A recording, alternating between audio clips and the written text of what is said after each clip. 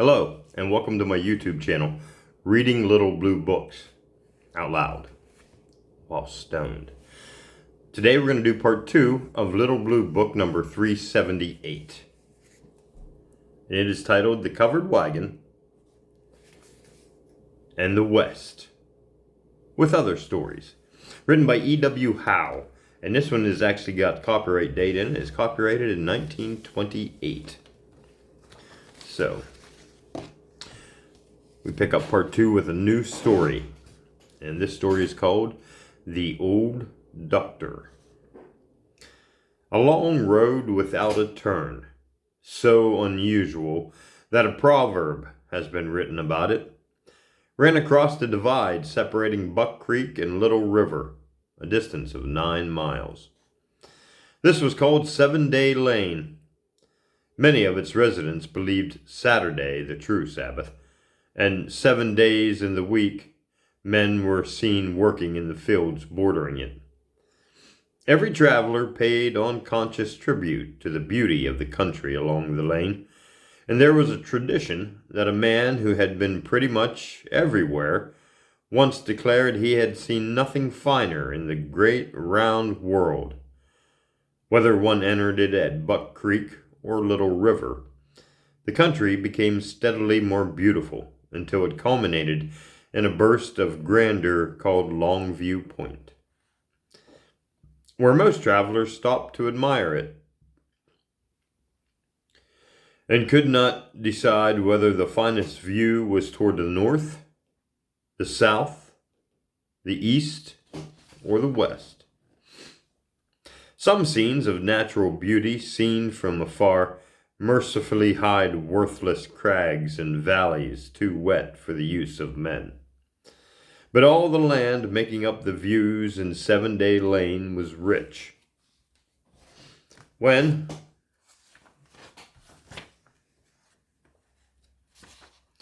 a quarter section changed hands on the Buck Creek side, the price was within a few dollars of the price of the Little River side. There was no difference except in the buildings, and these were usually good, and the farmers thrifty. Poverty was a thing that came out of the mists beyond Buck Creek and Little River. When a poor team was seen in the lane,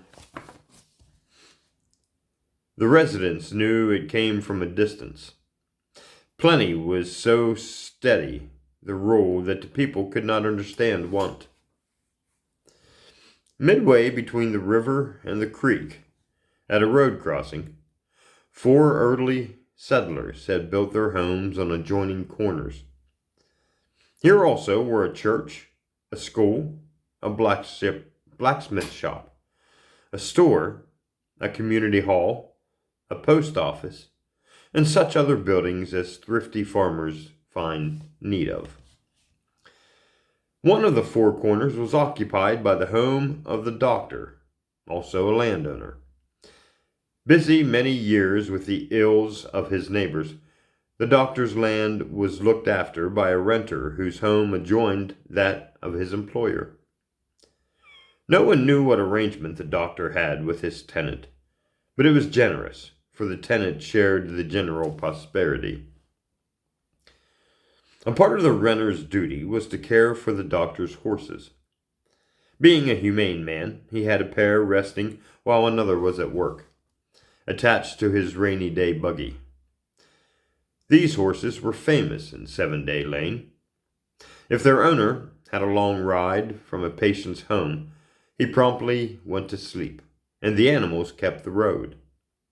The neighbors told good-natured jests of meeting the doctor when he did not speak to them, and the care with which the wonderful black team hurried their tired master to his bed. Arriving at home, their impatience soon aroused the renter or his boys.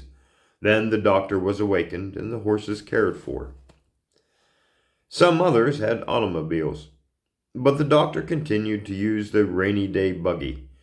Some of his patrons lived in rough land beyond creek and river, and whatever the weather, he could go anywhere at any time.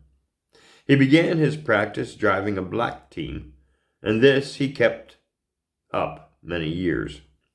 Though preference or eccentricity, it was known for miles around that a promising black colt could probably be sold for use on the rainy day buggy and become of assistance in looking after the community's welfare. When not engaged, the doctor attended all the services at the church and community hall, where he promptly went to sleep, and was usually aroused to go on one of his missions. Outside, he found the renter had his buggy ready. Turn the page. And attached to the team with the longest rest. And he drove away with the blessings of every man, woman, and child in the community, and here was a good man honored in his day and generation. Large and strong, he could have knocked together the heads of any two of his neighbors, but instead of doing it, his life was gentle and helpful. A quiet man, he delivered no sermons except by the uprightness and usefulness of his life. For 20 years, the community church had no pastor. The old men read the lessons and people sang the hymns, but there was no preaching. That had been done during the week by their head man.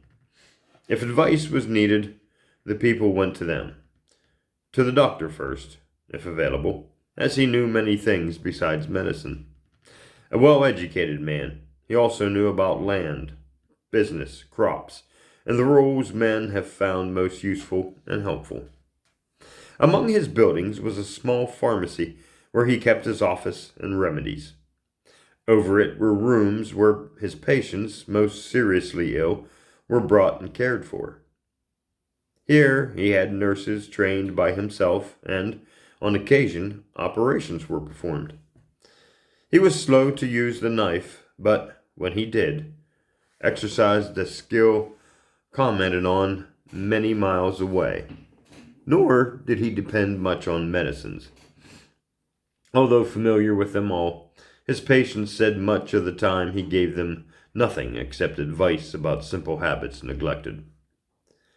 A half-dozen young women of the neighborhood were proud to be his pupils, and he assigned them as necessity required. Occasionally, the best of these went away to larger fields, and others took their places. The doctor's name was Joseph North, but he was generally known as the old doctor, to distinguish him from his son Joe. So long had the father been thus known that some of the newer comers recalled his name with difficulty, although they knew him well.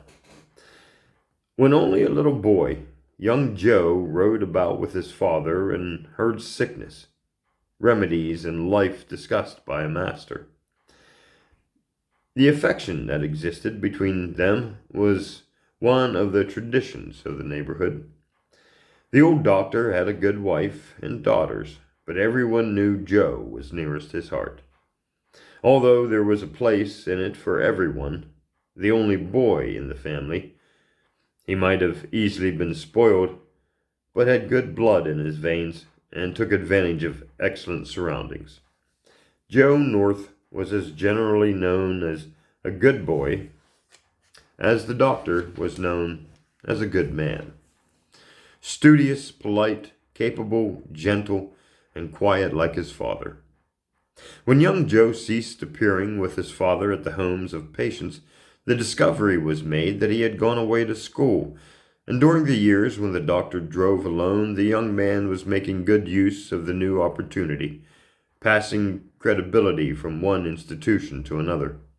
The neighbors heard of his being first in his classes, of prizes won, and of noted men speaking well of him in the great city where he had gone. In time, it was known he had left school and became promising in surgery. But as his fame grew, he was still young Joe in 7-Day Lane. 4 or 5 times a year he appeared at his home. Almost before his mother and sisters had time to greet him, he was off with his father and again along the roads they visited, and talked of their trade and those in need of its services.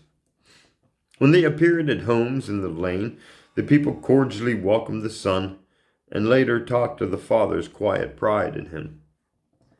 Young Joe had gone far, they said, but has not yet caught up with his teacher, way out here in the lane. The doctor never told of the growing fame of his son, although more familiar with it than any of the others, but hints of it found their way to the lane, trickled up and down it, across Buck Creek and Little River, to nearby towns and into the local papers. In every town for miles around, the men were proud of the distinction that had come to their section and called the attention of strangers to it.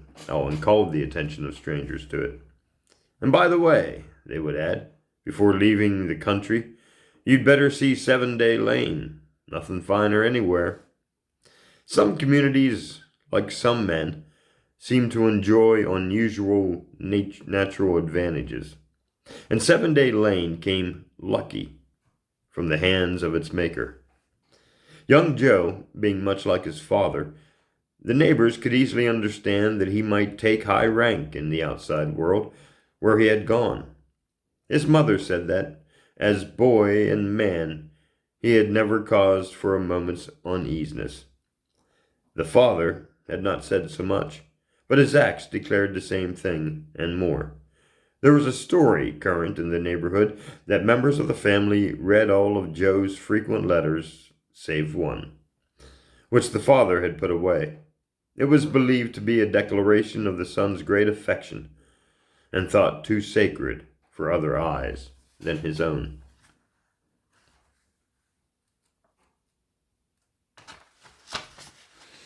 The 7-Day Lane people knew there was little medical skill they did not have the benefit of. Dr. North had educated the son in the old school, and now the son was educating the father in the new. Both were willing students with unusual common sense and native intelligence back of it. When there were serious cases in the little building near the old doctor's home, young Joe usually slipped in quietly and was gone again before the neighbors had seen as much of him as they wished. Such skill as he had, and of which the neighbors heard, was exercised there, with the advice of the older gentleman, who regarded his patients as friends, deserving all the skill the two could give them. At the age of 74, Dr. North had a sick spell.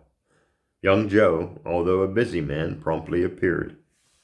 When he stood beside the sick bed, he took one quick glance at the patient, and then looked away. There were tears in the eyes of both. Though long schooled in sorrow and suffering, tenderness was not far below the surface. Doctor and patient soon recovered composure, and in a few hours young Joe went away on one of the trips, knowing all had been done for the patient that could be, and that his father would like it better that way.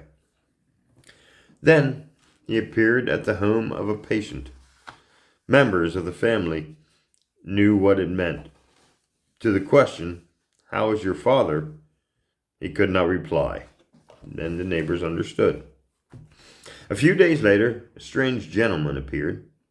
He had been young Joe's teacher, a man so noted that his name had long been familiar, even in that out-of-the-way place. Another silent, busy man. With young Joe, he stood beside the patient's bed, and the three talked quietly. Then the stranger went back to where he came from, after saying to the patient, "I leave you in good hands. None better, in my judgment." A young man came to make the trips about 7-Day Lane, as young Joe soon spent the nights and days in his father's room. 2 married daughters arrived, but all their brother said to them and his mother, and to inquiring neighbors, was that all was being done that could be. The sick man was removed to the hospital in the yard, and the house disturbed as little as possible. I have most sympathy for young Joe. The neighbor said. He cares most. It was known the old doctor was desperately ill.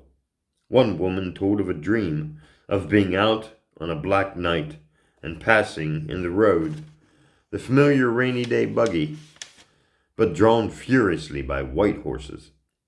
Night and morning the neighbors came to make inquiries and talked tenderly of the good old man young Joe was trying to save. In the sick room, father and son talked easily and naturally at times. I'm glad your mother and the girls see me only when I am at my best, the older man said late one night. You have seen sickness so much you don't mind it. I know my own case, and two capable men approve. There are certain things all men know alike. I am completing my life, and am satisfied. Most of all, with my son. This is not a thing to tell your mother or the girls, but it's true. I believe you know your long affection for me, your consideration is the greatest thing in my life, which I shall soon be leaving. The son made no reply, beyond taking his father's hand. My machinery is worn out and cannot be repaired, the sick man said, during another of the long night vigils. It is only a question of days or weeks or of hours, and I long for peace. You have made me almost comfortable. Nature is kinder than I had believed. I notice that when I am in pain, you give me a medicine I am not familiar with, but it is powerful and soothing. I do not care to know what it is. It is a blessing, and in capable hands. If young Joe slept at all, it was in his chair, and briefly. A nurse was on constant duty in the adjoining room, but seldom called. The doctor loved the patient most, and did most for him. His mother and sisters said he was killing himself, but in the forceful way he always had, that the father had always had. He paid little attention to them when their judgment did not agree with his own. He depended most on the medicine the old doctor acknowledged he did not know about, but believed in. With it, he kept the sick man going. A little more, Joe, the patient would say when the pains returned, and always the requests were complied with. One night, when rain was falling, the patient was comfortable, seemed exhilarated, and talked a good deal, even saying he was becoming more talkative, while his son was becoming quieter. For young Joe said little as he watched beside the sick man, although keenly noting every movement. I know what it means, the old doctor said, when you know there is no hope, and my agony becomes unbearable to us both. I shall peacefully go to sleep and not awaken. You are doing for me what I would do for you, were our cases reversed. I approve and am grateful. When I sleep, it is dreamless and painless. When I awaken, you exhilarate me, and I am able to recall how much you have done for me. But do not continue it too long. I am in the way, and keeping you from your work. I distress your mother and the girls and the neighbors. I am ready to go. The world does not care for the old. It is nature, and I am satisfied. It is a good night for the dismal adventure. Get out the rainy day buggy and the black team, and they will take me safely through the darkness, as they have done so many times before. The last dose you gave me was particularly strong. I can feel it more than any other. Give me another. My last thought will be a blessing for the great favor you have done me. The son complied with the request, and the patient slept. But the end was not yet. After weeks of careful nursing, the patient began to sit up, to walk feebly about the yard, to take his place at the family table. Repairs being made to his old machinery. It was noted he dreaded idleness and getting down like an old horse, fearing he would be unable to get up. Work was his life. He had so acquired the habit during many years that nothing could take its place. He liked the affairs of his community, good or bad, better than the walls of his own room and lonely thoughts of increasing feebleness. So, as the old doctor recovered, again the father and son saw patients together and visited and taught each other. Hydration break.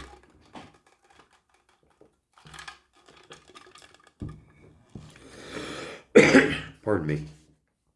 When the two walked into the home of an old neighbor, it was a good sight. A fine old gentleman enjoying the intelligent and loving care of a worthy son. If the people did not fully realize the fame he had fairly earned, they gave him full credit for his devotion to his father. The old men talked about it most, as though many of them had missed similar devotion in their own lives. One day, the old doctor resumed his routine alone, and his son went away. "Goodbye, Joe," the father said simply. "Write as often as you can." Thereafter, the old doctor went his usual rounds, always quiet. He became quieter than ever. He ceased making the long night drives, except in cases of emergency, and then the head nurse, credited with skill almost equal to a doctor's, went along. A heavy man, he got about with difficulty, and sometimes, when making his visits to the sick, recovering children were wrapped up and brought out to him in the road. As he said goodbye and drove on, there were tears in the eyes of his friends. He seemed to be driving away to his grave. At regular intervals, young Joe came home and gave his father a rest of a week, except in the more serious cases when both went on these drives. No doubt on these trips, father and son discussed candidly and simply the passing years of both, and what it meant during these visits also. Operations were performed that would have cost a large sum in the city, and the old doctor placed a small charge on his books, and patients paid when ready. In the fall of the year, young Joe appeared one morning at the country town where he left the railroad to drive to his father's. It was learned later that he had received, for the first time in his life, a letter from his father asking him to come home. Possibly the sturdy old veteran realized the battle was nearing its end and longed for another look at his son. Young Joe had long known the man employed to drive him to 7-Day Lane, as he had often driven him on the same trip. As they rode along, the man looked at his passenger and said, "Well, we'll soon have to quit calling you young Joe." "Yes," was the reply. "I am past 50. I'll soon be the old doctor." "The old man in town," the driver continued, "say you look exactly like your father did 30 years ago. All my folks still live on Buck Creek, and not long ago your father welcomed my first grandchild into the world. He did the same thing for me when I arrived." Young Joe, a silent man, made no reply, and they drove rapidly to the Bucks Creek Bridge, crossed it, and along 7-Day Lane. "Your father is becoming feeble," the man said later, "but will keep going as long as he can." As the travelers came to the vicinity of Longview Point, they noted a team ahead of them pass into the lane from a crossroad. It was the old doctor, in his rainy day buggy, returning from a call. They were a quarter of a mile in the rear, but they could note how carefully the horses traveled with their master. When Longview Point was reached, there was a brief stop, as if the old doctor again wished to enjoy the fine view presented. The horses were going slowly. Possibly they realized, as the neighbors credited them with realizing, that their driver was 76, ill and probably asleep. As the travelers in the rear caught up with the buggy and followed quietly, they observed the old doctor nodding with the swaying of the vehicle. Reaching their home, the horses proceeded carefully through the gates, reached the barn, and stopped. Young Joe sprang out to awaken his father, but, with all his skill, could not. Probably the horses had stopped at Longview Point from long habit, for their old master was dead. He was buried at Longview Point, and a stone was erected bearing these words: "The old doctor. He loved this view and his fellow man." Young Joe went back to 7-Day Lane at intervals, as before, but first visited at Longview, where he sat on the base of the monument, and looked and thought and loved, but said nothing, as was his way. And that is the end of The Doctor, one of the stories in Little Blue Book number 378, titled The Covered Wagon and the West, with other stories. Thanks for listening, and join me in part 3 when we read At the Captain's Table. Thanks for listening.